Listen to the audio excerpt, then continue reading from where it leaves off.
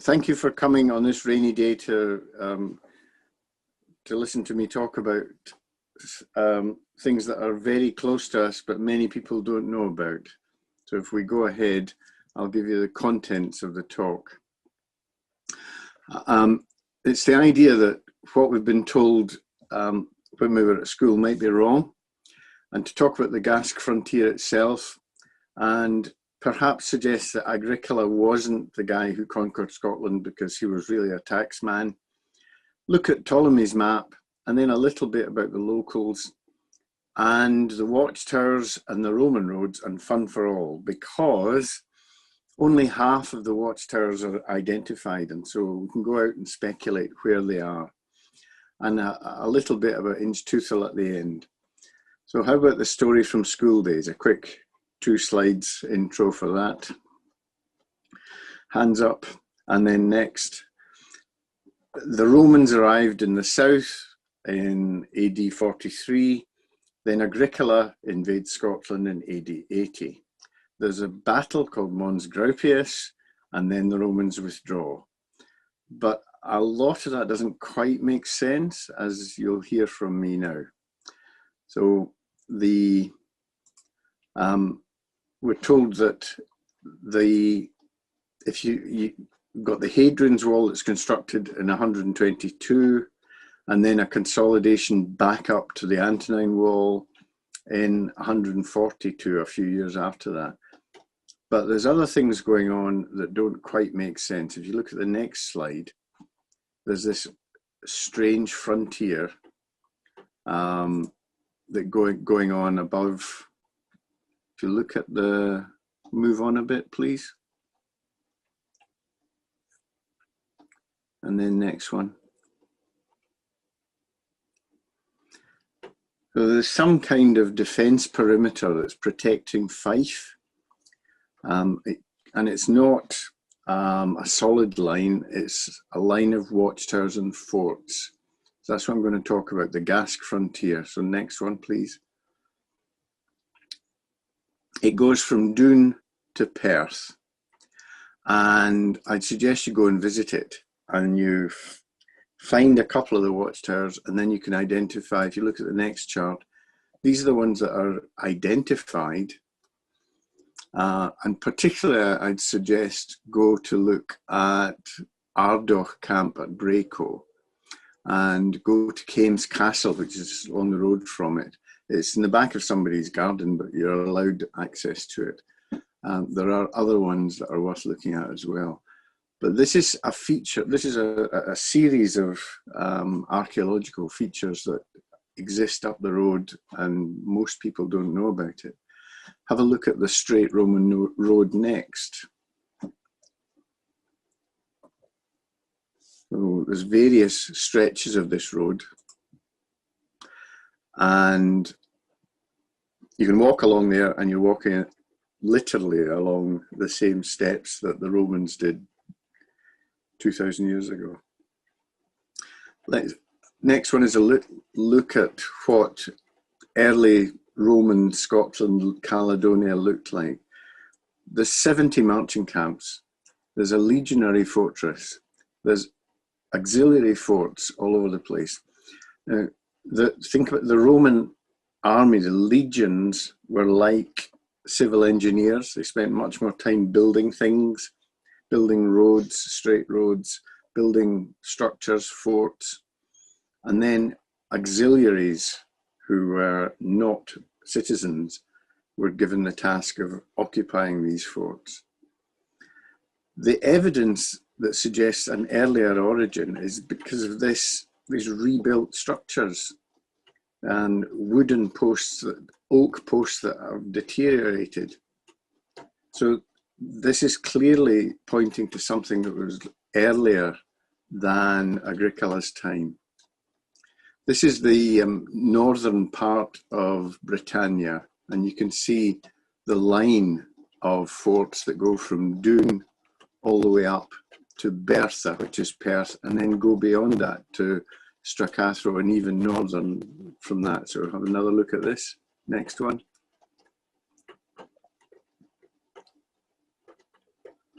So there you see the each of the red dots is a legionary fortress, and they all became cities apart from Inchtuthil. We'll come back to Inchtuthil at the end. And again, next please.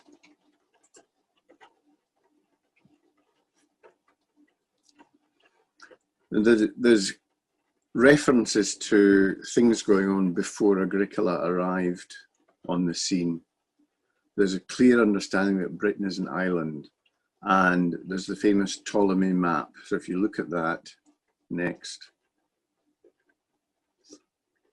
This shows the their view of northern Britannia, and if you look at it, it was almost, they could not believe that people could live any further north, and so they turned Scotland on its side. But you can see the Tay is there, it's mentioned, the Tyne is mentioned, the Forth is mentioned, the Clove is the Clyde, and there's a big forest in the middle. So that's the understanding that the Romans had at that time. And I think it shows a great knowledge, and they're writing down the names of places that our predecessors didn't write down because they didn't have a written culture.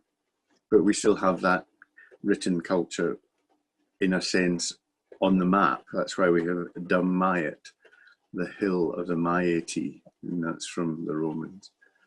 But one of the points that I wanted to make is this next slide. This is just a straight steal from Wikipedia, nothing too clever. But Agricola, who's given the credit of occupying Scotland, has a reputation as a taxman. The previous four governors were all military, capturing trophies. A bold soldier subdued the Silures. And it's much more, it seemed to me much more likely, given that the archaeology suggests a longer period of occupation than would make sense from Agricola, that one of these others was the first to come north and to take over. So we'll look at the next one, please.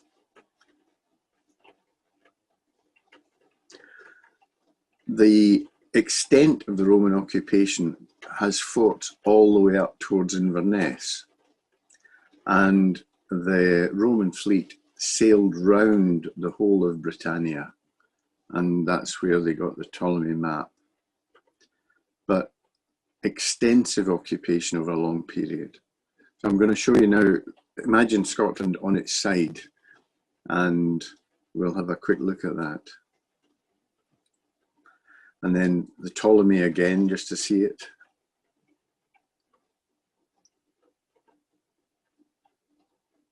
And then back to Scotland on its side again.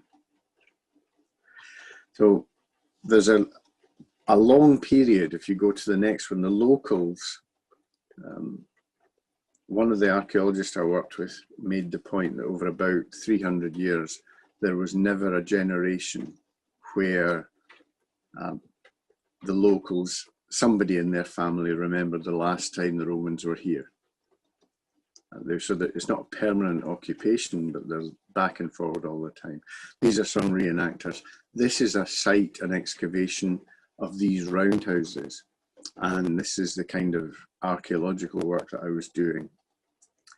And one of the things that's striking is, if you look at the next slide, the pollen that was taken from the first Roman trench cuts on the Gask frontier showed no large trees. So the next slide shows there was no large trees in central Scotland. The oak for the forts was imported, probably from the Baltic into the Tay and the Forth, and probably as prefabricated structures. So to make the forts and the watchtowers, the pieces were constructed beforehand and then brought into these rivers. There's evidence from pollen about farming productivity increasing dramatically. particularly with these cows. These are antique cows. I've now forgotten the name of them, but if you can look at them, and if, I'm sure someone will know who they are. And they had, the Romans, the next slide, was a huge increase in wheat production and beef and leather. So where we use plastic, the Romans used leather, and they had a particular dish that was made out of beef, and they would make a small bun of wheat bread, and they would fry this little meat patty and serve it between the two pieces of bread. It was like a McDonald's before McDonald's existed. And it could be that this whole structure was about planning for expeditions to the north. So as in this next slide, you can see how the different tribes were there, and these forts were lining up potentially to move north. But back to Agricola, I don't think between 80 and 83 is enough time for all the archaeology to make sense. So I think there has to have been Roman occupation from the 60s or 70s. And that might mean there was never even a Mons Graupius battle. Now, Murray and I have talked about this, and he argues that Tacitus could never have got away with it if there hadn't been a battle, because the soldiers would have said, hang on a minute. But moving on down.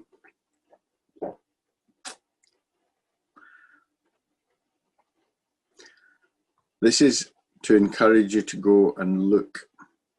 Now, this is 23 miles long. It's 100 miles north of Hadrian's Wall. It's a mixture of watchtowers every 1,000 yards or so, and roads.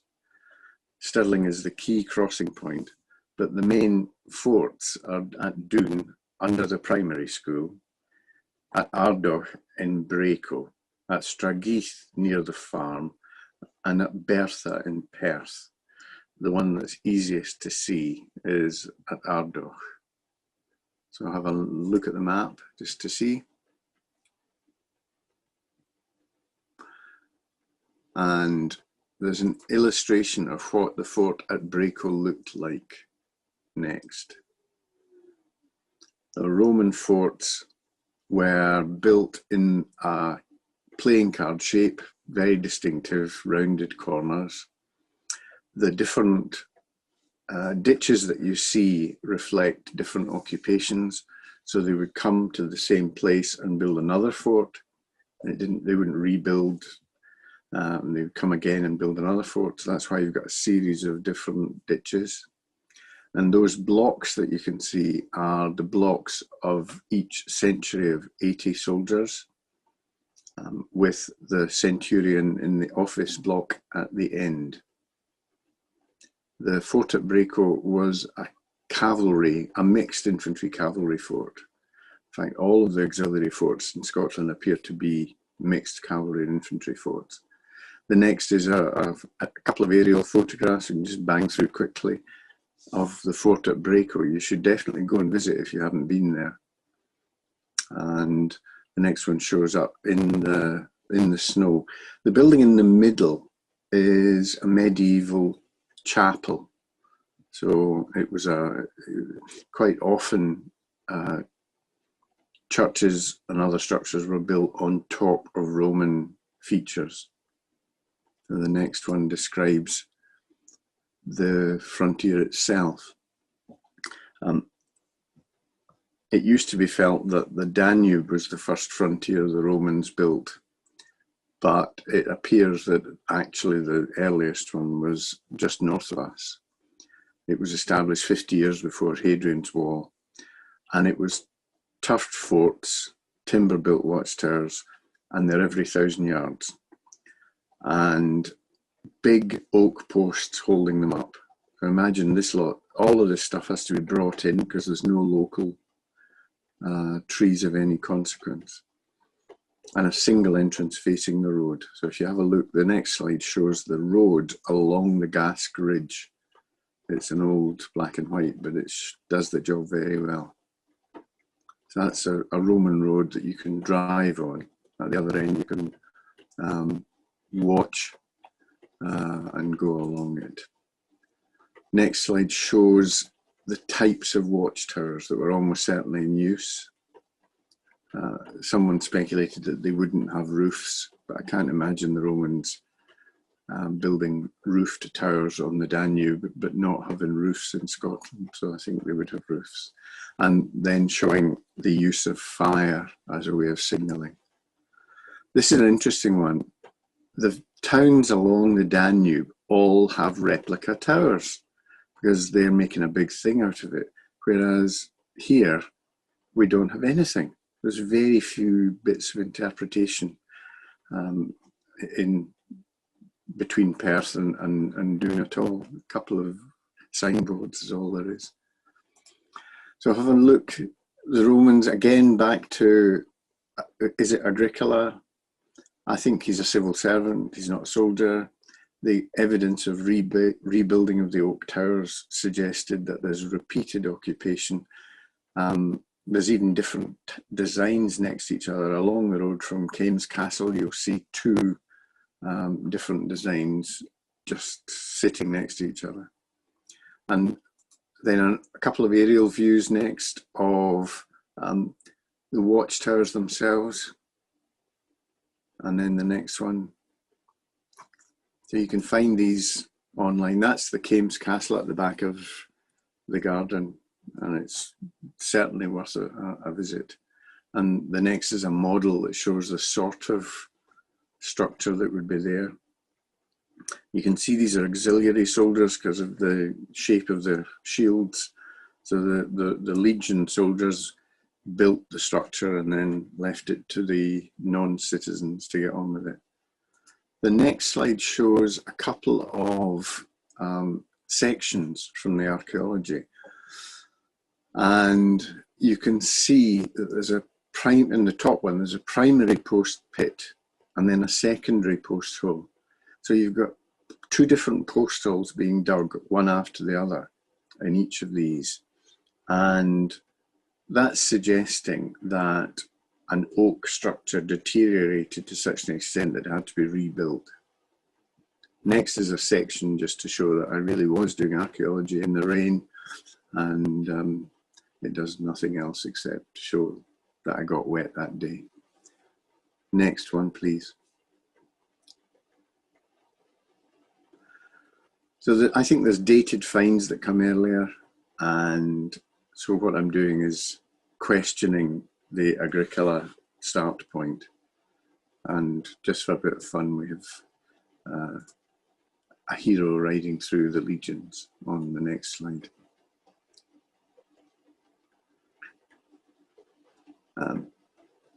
Most Roman officers didn't ride about, they walked about. But I think Agricola might be considered a consolidator. The campaigns in the north were really led by his predecessors. He proclaimed his presence with the legions and established a line of advance, possibly to move forward, as you can see from the next slide. And the local tribes were dealt with by the early 70s. And on the topic of slavery, remember hunting dogs, minerals and slaves were what the Romans were about when they came north. They were taking people into slavery. I think the next one is the same story. I think he's exaggerating his father-in-law's achievements. I don't think the dates quite work. I'd like to turn to Inchtuthil now. Inchtuthil is the only legion fortress that's not built over.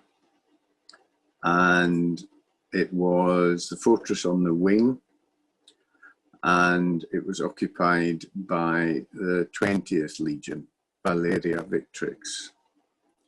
There was 7 miles of wooden walls that all had to come in prefabricated by the River Tay, and they had glass windows. And the next slide shows Woolliscroft, and he's soaking wet as well because of the weather. It was shocking that season. And he said to me at one stage, this used to be the most densely populated site in Scotland. And as you look at the fort in the next picture, you'll see why. So it's a legion, 53 acres. And again, each one of those blocks is a century. So it's a cohort per block. So the century, and then each one of them, so you can count the number of soldiers who are there. But one of the things that came up from the archaeology was the existence of a huge amount of structures outside the formal shape. So Inchtruthal, the next slide, shows that they're withdrawn. There's fighting on the Rhine, and in about 87, the fort was slighted and the 20th Legion's pulled back. And the nail story is fascinating. If you look at the next one, there's 7 tons of nails that were found. And the archaeology, so they'd hidden them because iron was an important military resource. They dug them into the ground, and they were found in the 50s. And I can't remember the name of the chap who found them, but he gave large numbers to every museum he could contact, and then he still had tons left. So it finished up in Motherwell at the ironworks. So that's the end of the story. A little quick look at the diagram showing where Inchtruthal is, and that's Agricola and the first frontier. And thanks very much. Yeah, go on. Positive. Thank you, Jim. That was fantastic. I really enjoyed that. Very well illustrated. Very well. Not a very good knowledge of that whole subject. So, if I can, I'll ask everybody to unmute if you can, and give them a round of applause, please. Thank you very much.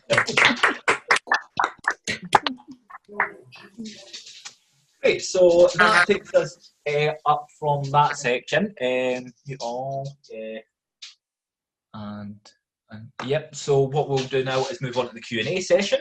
I will stop sharing the screen. So if you do have any questions or any points that you'd like to raise, you can either type them in the chat, raise your hand, and unmute yourself, and feel free to ask away. Reese. What do you mean by slighted? When the place was slighted, what does that mean? Oh, it's when a fort or any castle structure is destroyed. It's flattened out. So the technical term is slighted. Right, thank you.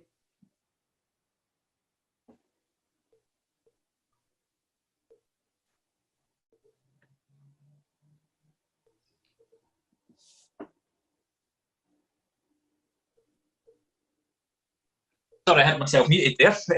Sorry about that. Thanks for your question, Isa. I'm going to say this wrong, but were there kilns at Arrox? Saying that totally wrong. It might be earlier. Are they not more prehistoric than Roman? But I can't remember that. I remember sourcing that image for a very early cow species, but I thought aurochs were like the size of horses. They're huge things. It seemed quite reminiscent to like what the Egyptian ones would have, like very early domesticated cattle. But yeah, that was quite interesting. I enjoyed that with the Celts. Given the nails were hidden, do you think they were intended to be returned? Do you think they were hidden to be reused again? I doubt it. I think that it showed that they were leaving without much notice. Mm-hmm. So they probably hadn't finished the construction, and because of the stuff on the eastern part of the empire, they were just called out very quickly and told to get south. And because iron was such a valuable commodity, they weren't able to transport it back, and they just buried it in the ground to hide it from the locals. I like the idea that he couldn't give away 7 tons of nails. The only thing he could think of doing was sending it to the steelworks eventually. I've got in my head making like the Game of Thrones, how it's all about swords, making it with iron nails, something like that. Yeah. But no, it's nice that they've been distributed among so many museums. In the absence of oak pollen, actual evidence of is the absence. I'm sorry, let me start again. Is the absence of oak pollen actual evidence of the absence? Sorry, that's a tongue twister for me.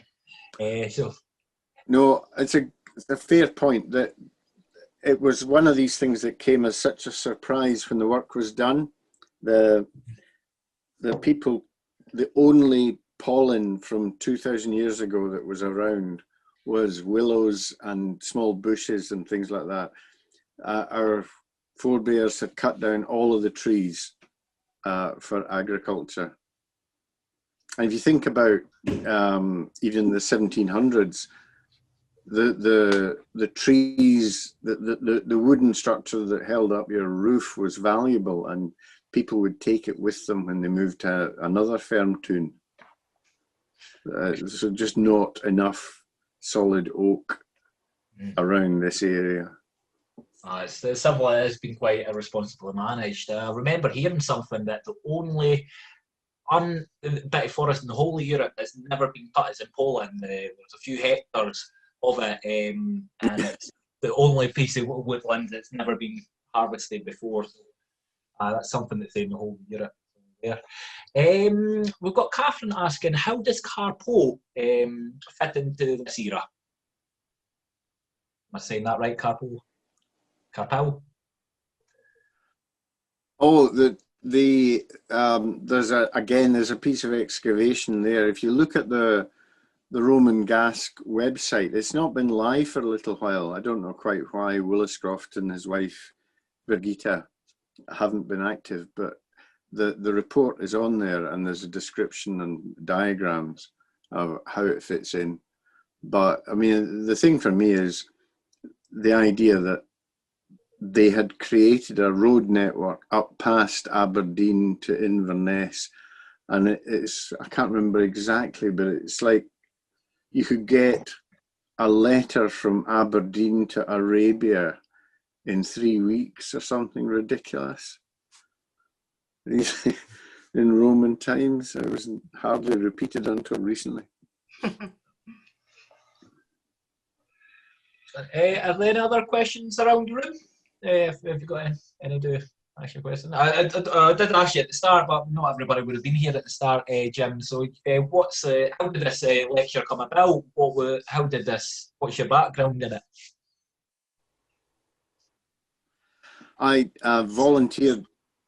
volunteered to work with the Roman Gask project maybe 15 years ago, and did it for about 10 years.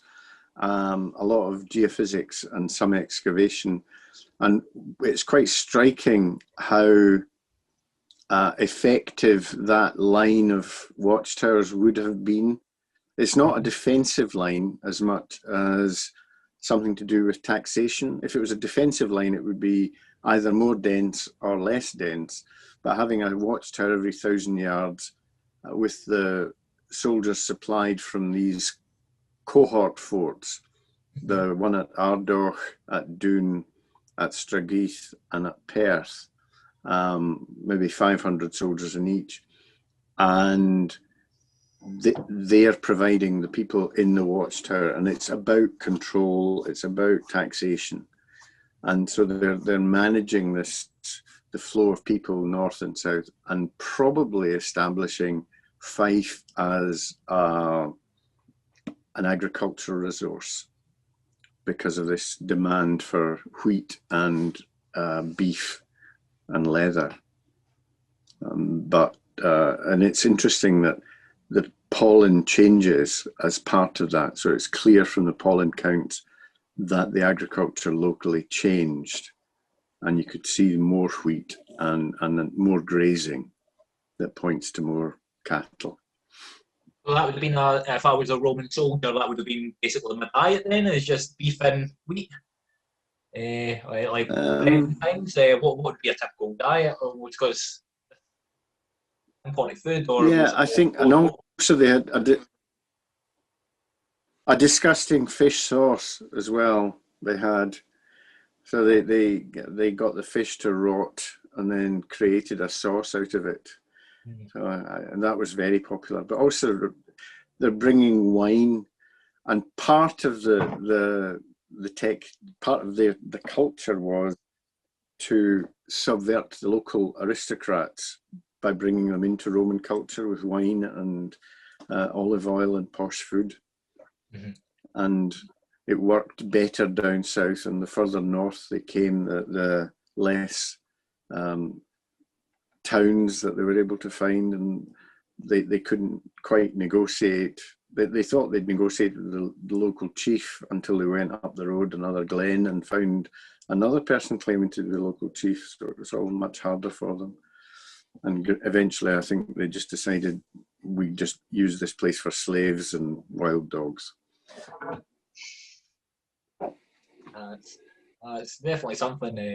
It must have been such a hard area of control compared to how expansive the empire was, and then to have that stumbling block just around here.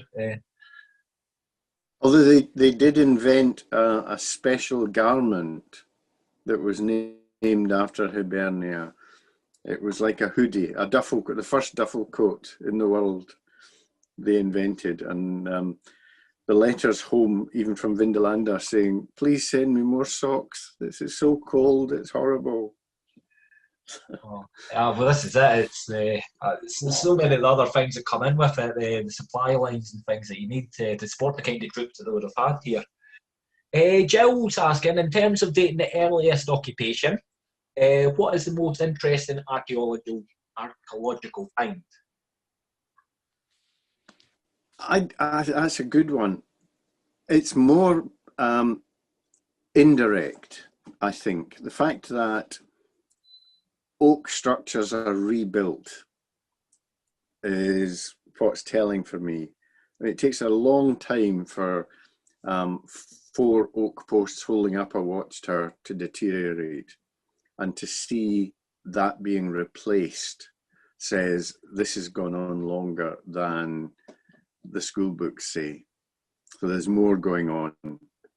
It's more complicated than we understand. So I mean, there are early coins, there are early finds, but you can't point to that. What I think is the most interesting is the indirect stuff about this kind of rebuilding, because, and even the reoccupation, the place along the road from Kames Castle, where there are two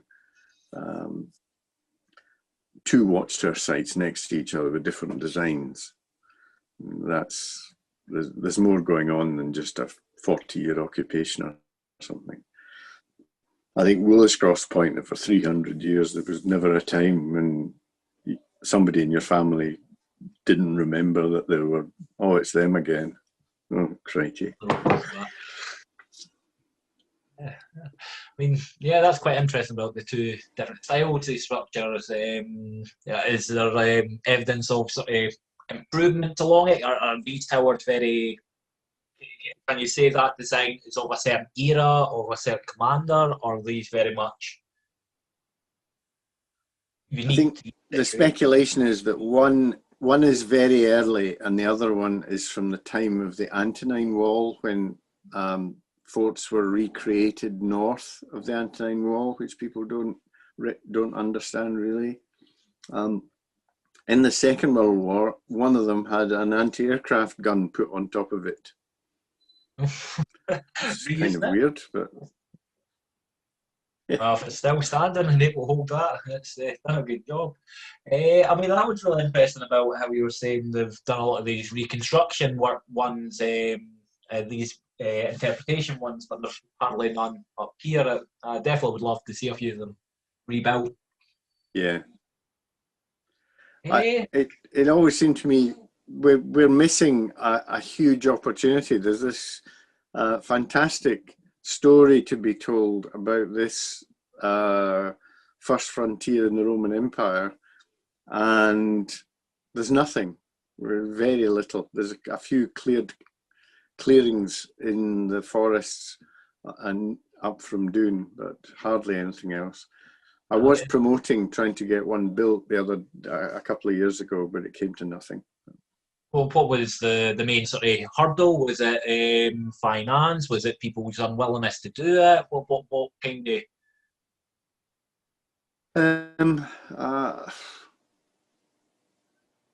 It was part of a housing development byproduct, and I came to finance, I guess.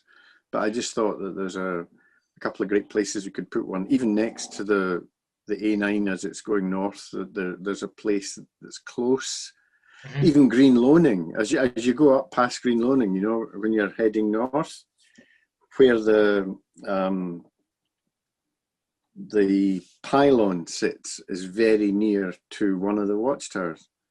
And what I like is to take people to show them a watchtower and then let them go into a wood where I know there's one and let them try and search it, and they find it, and it's so exciting for them. But then half of them are not found. So you can speculate, well, that's probably where there would have been one, because it's one every Roman mile, every 1,000 yards or so. But they're not all mapped. And so it's quite amusing just to go along and think, where would there be one around here? I think that's fun for all the family, as I said in that. Yeah, no, definitely. It sparks that mystery, because there are a lot of things. All the world's all explored, everybody is mapped out, but there's so much there that's been forgotten, lost, that it can be rediscovered, and it just makes people interested in it. The next generation things get involved. Got a point here from Peter. So few of the forts are accessible. So little is done to show the line of the Roman Gask. What could or should be done to make more of this? To make more of this, the Roman Gask project reached relatively few, and what is needed to be done is a far more joined up publicity. In England, hardly anyone knows that the Romans were ever here. So yeah, kind of on a bit we're saying there, Jim. Yeah, I think I couldn't agree more that it's like an unknown time period, and Woolwich Point, that there's 300 years when there was always someone could remember the last time they were here.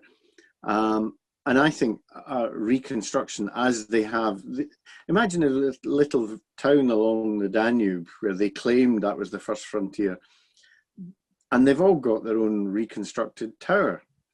And it's a little museum piece, and they've got bits and pieces from Roman times or replicas. And we could have one of those for not a lot of money. And it could be next to the A9 as it's heading north, and it would be like a welcome to Roman Scotland, because people see the Antonine Wall and that's it. But they were all over the blooming place. They were up here and round to Aberdeen and Inverness and all the rest. So, I mean, just look at the North Coast 500. What wonders that's done for the tourism, getting people up there. If you had this point, and it's all the local businesses and hotels and things along the way. Meg says, we'll just go through a couple of these points. Meg's asking, would you like to see the watchtowers rebuilt? George and June there are asking, making the point there are still 2 herds of ancient breed of white cattle in Hamilton, it's Lanarkshire, and at Chillingham, it's the Northumberland. Jim's saying, we do seem to be obsessed with the Roman army, the military campaigns, and don't look at the commercial and economic exploitation. I was interested to note that you think that the gas frontier is linked to taxation. One argument is that Hadrian's Wall was used to monitor customs revenue or show the might of the Roman as much as it is, if not more than defence. So yeah, and we've got Meg saying, I can't see, it seems to remember that the current archaeology had up. I think they're missing.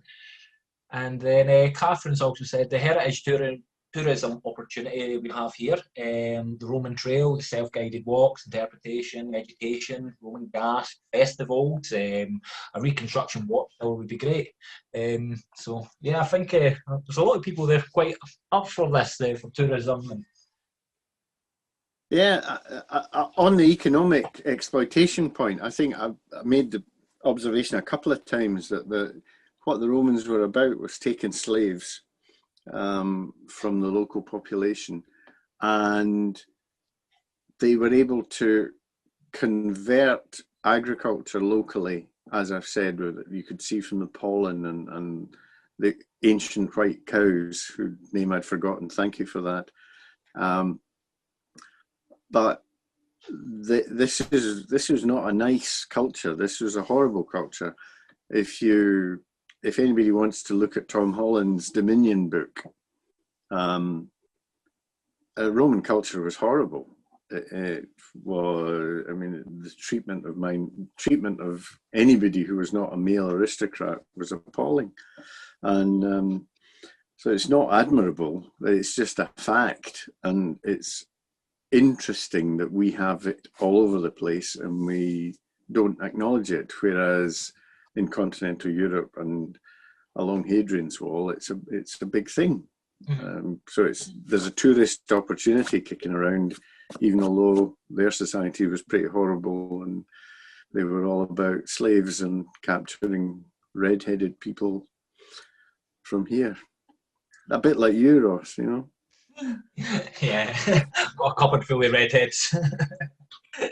No, definitely not. But yeah, no, it's a fascinating thing. As much as it was the control of the resources of the people, you've got the aspect of taxation control, but that installing of the way of life and the class system. Yeah, so a lot of mixed things in there. Ties really nicely into next week's lecture on slavery and Stirling's link in particular with it.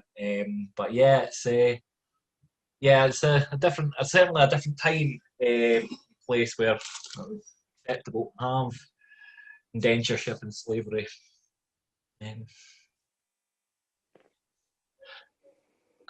the book there. And that's Woolliscroft.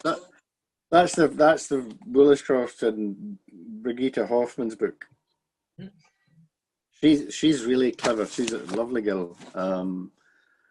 She's done analysis of each of the Roman fortresses across Europe and North Africa, looking at the structures of how the civilians were integrated into it. So the different level, where did the army control extend? When did the civilian control start? And things like that. But yeah, good, interesting folk. Absolutely. Right, well, I think we'll leave it there for this week. So just I'd like again to say thank you very much, Jim, for a fantastic talk. Very well illustrated. I'm sure absolutely everybody enjoyed it. Next week, as I was mentioned, we've got Murray Cook talking about Stirling slavery links. We also have Isabel Smith, who at some point in the future is going to do a talk for us on the Indian Shed. But I'd like to take this opportunity, if anybody out there has a talk that they'd like to deliver, just send me an email, get in touch. It's events at Bannockburnhouse. You can find it on the website or that. But I will ask everybody again to unmute themselves and give Jim another round of applause for a great talk, and we will see you back next week.